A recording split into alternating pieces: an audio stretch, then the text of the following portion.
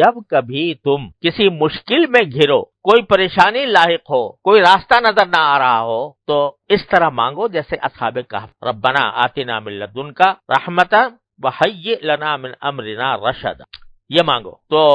ایسے ہماری قدرت کے معجزے تمہیں نظر آئیں گے اگر تم نے ڈھنگ سے مانگا، اگر تم نے اہتمام سے مانگا، سوچ سمجھ کر مانگا، تو پھر ایسے تمہیں ہماری قدرت کے اور رحمت کے ایسے معجزے نظر آئیں گے جو تمہیں عجیب لگیں گے، لیکن ہمارے لیے کوئی عجیب جو کوئی مشکل پیش ہے کہ اس طرح بچاؤ کہ ہم سے مانگو، کیا مانگو؟ ربنا آتنا من لدنک رحمۃ وہیئ لنا من امرنا رشدا، یہ مانگو یا اللہ چاروں طرف آگ بھڑکی ہوئی ہے معصیتوں کی، گناہوں کی، ہم شیطان اور نفس کے ہم غلام بنے ہوئے ہیں، اس سے ہم پر چھا گیا ہے، ہم پر مسلط ہو گیا ہے، اے اللہ آپ ہمیں اس مصیبت سے نکال دیجئے، اور آتنا من لدنک رحمۃ وہیئ لنا من امرنا رشدا۔ پھر دیکھو کیا ہوتا، ہمارے حضرت پالا فرمایا کرتے تھے کہ یوں سمجھو کہ حشر کا میدان ہے اور اللہ تبارک و تعالیٰ کی بارگاہ میں کھڑے ہیں، اور وہاں اعمال بد کا پلندہ ہمارے سامنے کیا کچھ کیا۔ تو جب باز پرس ہوئی تو آپ نے یہ کہہ دیا جواب میں کہ اللہ میاں آپ نے تو ہمیں اگر صحابہ کے زمانے میں پیدا کیا ہوتا تو ہم بھی ویسے ہی بن جاتے،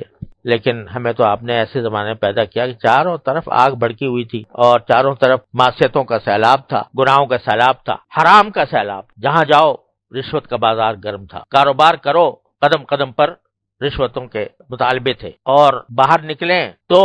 ہمارے آنکھوں کو پناہ نہیں ملتی تھی، اور خود ہمارے گھروں کے اندر جو ہے وہ اوریانی اور فحاشی کا ایک بڑا سیلاب خود ہمارے ہاتھوں میں موجود تھا۔ تو ایسے میں ہم کیا کرتے؟ آپ نے پیدا ہی ایسے وقت میں کیا تھا۔ بظاہر تو تم نے جواب ایسا دے دیا کہ جو ہے اس کو سمجھنا چاہیے، لیکن اگر باری تعالیٰ اس کے جواب میں یہ پوچھ لے کہ ٹھیک ہے ہم نے پیدا کیا تھا تمہیں ایسے ماحول کے اندر، ظلمتوں کا ماحول تھا، معصیتوں کا ماحول تھا، لیکن کیا کبھی ہم سے مانگا تم نے؟ کیا تم نے کبھی ہم سے مانگا کہ یا اللہ یہ چاروں طرف یہ آگ بھڑکی ہوئی ہے، اس سے ہمیں نکال دیجئے؟ تم سے گناہ اگر چھوٹ نہیں رہا تھا تو ہم سے مانگتے نا کہ یا اللہ چھوٹ نہیں رہا، چھڑوا دیجئے، اور عزم کے ساتھ مانگتے کہ یہ چھڑوا دیجئے اور ہمیں اپنا تابع فرمان بنا لیجئے، ہمیں اتباع سنت کی توفیق عطا فرمائیے۔ یہ مانگتے نہ ہم سے، مانگا کہ اگر مانگا تو بے شک تمہارا عذر جو ہے وہ ٹھیک ہے کہ ہم نے تو آپ سے مانگا بھی تھا، آپ نے دیا ہی نہیں، لیکن ہم سے مانگا کب؟ اگر مانگتے اور اگر ہم نہ بھی دیتے تو تمہارے لیے ایک عذر تھا۔ حدیث میں واقعہ بیان فرمایا نبی کریم صلی اللہ علیہ وسلم نے کہ ایک شخص تھا، کفن چور تھا، کفن چور، اس سے زیادہ رذیل پیشہ شاید ہی کوئی ہو کہ قبریں کھود کے مردوں کے کفن نکالتا تھا اور بیچا کرتا تھا۔ جب اس کے مرنے کا وقت آیا تو اس نے اپنے بیٹوں کو وصیت کی کہ دیکھو بیٹا، اگر ایسا کرنا کہ جب میں مر جاؤں تو میرے پہلے تو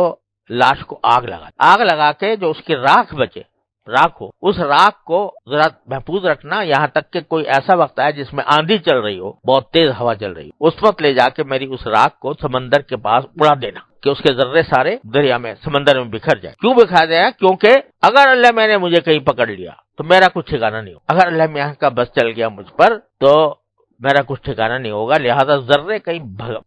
پھینک دو کہیں سمندر میں، اس طرح کے وہ جمع نہ ہو سکے۔ اب بیوقوفی کی بات تھی پتہ ہے کہ بھائی اللہ میاں کیا وہ جمع نہیں کر سکتے اس کے ذرات، تو بظاہر تو ایک اگر دیکھا جائے تو کچھ کفر کی سی بات لگتی کہ آدمی یہ سوچے کہ اللہ میاں کو اگر اس طرح کر دوں گا تو اللہ میاں مجھے پکڑ نہیں سکیں گے۔ جب اللہ تعالیٰ کیا حاضری ہوئی تو پوچھا کہ تم نے یہ کیا حرکت کی، یہ کیا وصیت کی تھی؟ تو کہتا خشیت کا یا اللہ آپ کے ڈر سے۔ تو باری تعالیٰ فرمائیں گے اس کے دل میں میری خشیت تھی، معاف فرما دیں گے، جا تجھے معاف کیا۔ لیکن کیوں؟ اس لیے کہ دل میں بسے ہوئے تھے اللہ میاں، اگر دل میں بسے ہوئے نہ ہوتے تو اس کو یہ ڈر بھی نہ ہوتا۔ لہذا رسول کریم صلی اللہ علیہ وسلم نے ارشاد فرمایا کہ اگر تمہارے جوتے کا تسمہ بھی ٹوٹ جائے تو اللہ سے مانگو۔ یہ کیا بات ہوئی؟ تسمہ ٹوٹ گیا تو موچی کے پاس جائیں، اسے ٹھیک کرائیں، کہتے وہاں بعد میں جانا، پہلے اللہ سے مانگ لینا، اللہ سے مانگ لینا۔ یہ اللہ کے ساتھ تعلق پیدا کرنے کا، اس کو مضبوط کرنے کا، اس سے زیادہ قریب کا راستہ کوئی اور نہیں ہے جتنا اس سے مانگے۔ حضرت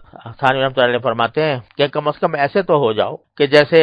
ایک بچہ ہوتا ہے، وہ اس کے لیے جو کچھ ہے کائنات اس کی ماں ہے، تو جہاں کوئی مسئلہ پیش آیا فوراً امی کے پکارے گا۔ کوئی باہر کھیل رہا ہے اور کسی بچے نے ستا دیا تو وہیں سے امی کر کے پکارے گا، حالانکہ پتا ہے کہ وہاں امی ہے نہیں بیچاری، وہ گھر میں کہیں مصروف ہے، لیکن پکارے گا امی، تو حضرت فرماتے ہیں کم از کم ایسے تو بن جاؤ جیسے ایک بچہ اپنے ماں کے ساتھ تعلق رکھتا ہے کہ جو کوئی مسئلہ پیش آئے چھوٹا ہو یا بڑا ہو وہ اس سے اللہ تعالیٰ سے مانگنے کی عادت ڈالو کہ ہر وقت کچھ نہ کچھ اللہ تعالیٰ سے مانگ رہے ہو۔ اور خاص طور پر بہت سے